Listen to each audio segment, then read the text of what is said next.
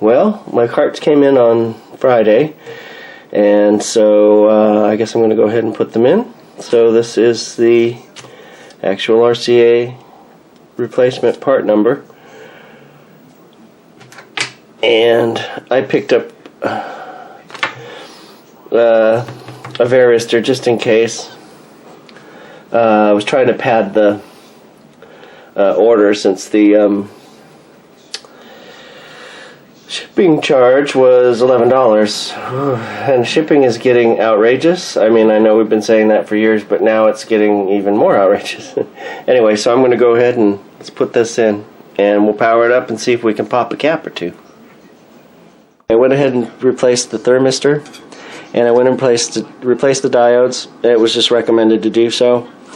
I pulled the varistor out. It measured okay by itself. It measured the same as the replacement, so it wasn't shorted or anything. So what else was I going to say? Oh, so I put it back because I don't want to waste parts if it's good. And I went ahead and powered it up, tested the voltage coming off of the diodes, 431 volts. It should be 425 according to the book, but I may have had a little over 120 on there. Maybe it was 121 or so. And nothing blew up, so I want to go ahead and throw this thing back into the cabinet and let's see what happens when we power it up. So I'm going to go ahead and hook up my test socket here, and see what we can do. I mean, we're going to have to test the millivolts on there, and I don't want to leave it running too long if it's still running super high. But my test adapter, well, I'll show you when I do it. My test adapter does have a tap on pin 2, which is the grid for the 6JE6. So I'll also be able to easily measure what the voltage is. It's supposed to be, I think, negative 56, so we'll see what goes on with that. Anyway, let me get this back in there and we'll be right back. Well, this is going to be take 2 because I did not realize that my battery was almost dead and I didn't hear it beeping at me because I had the sound turned up, so you missed my first power up. What I've done is I adjusted the high voltage, and I tweaked a little bit on the efficiency coil, but I'll show you when I turn it on. So let me go ahead and turn it back on. Watch the meter.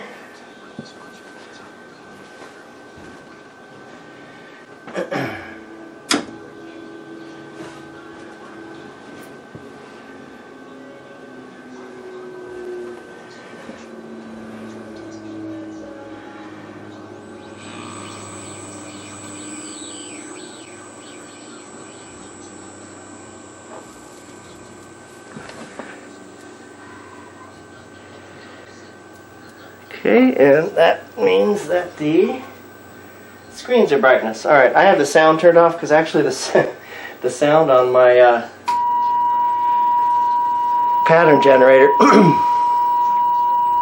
causes interference in the picture. A little noise in there, but anyway. Alright, so as you can see, we're running at 210 milliamps, which is a lot better than 260.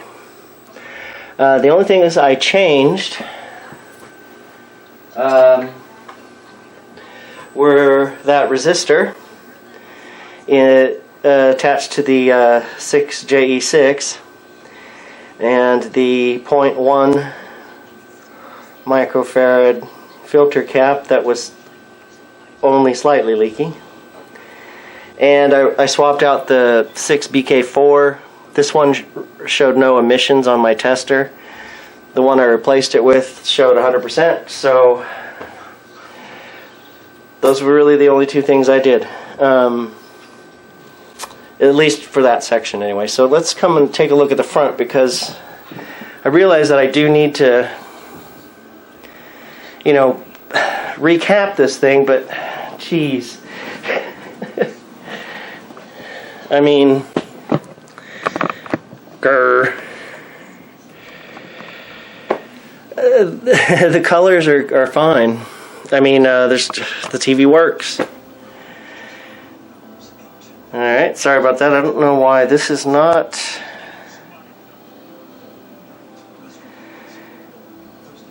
adjusting. There it goes. Nope. Shoot.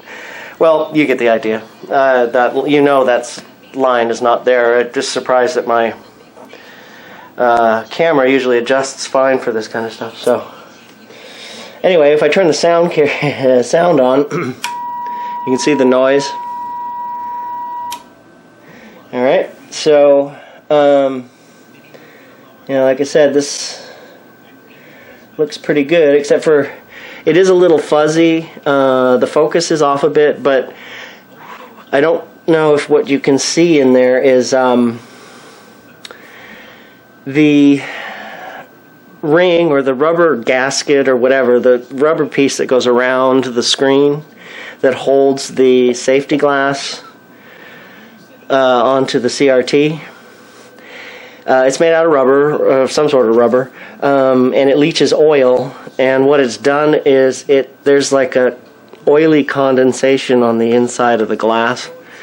In fact, on this side, I don't know if you can make that out, but there is actually a drip of oil that goes all the way down to the bottom there. So anyway, let's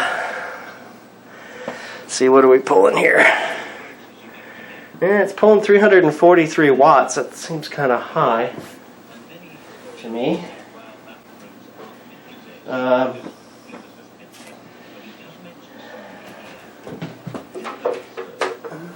no, it says 350 watts, so I guess that's okay. I just expected it to be a little lower anyway.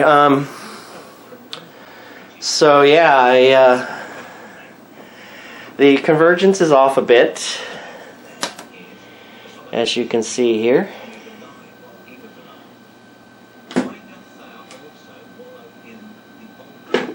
Just a little bit. Anywho, yeah, so I don't want to go into this thing every couple of months and have to replace parts when they go bad.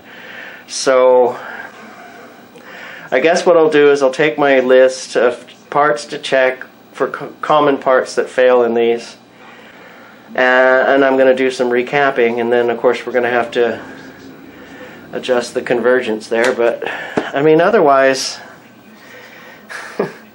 it looks pretty good. Alright, I'm going to wrap this video up and put everything together and upload it so you know I'm actually doing something, because once I pull the chassis back out of this thing,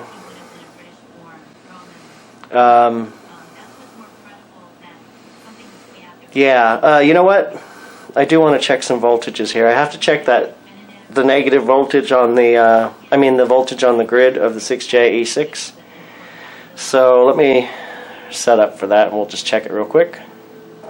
Well, as you can see here, the negative voltage is, the grid voltage on the 6J-E6 is negative 57. I think it said 55 or 56 in the thing, so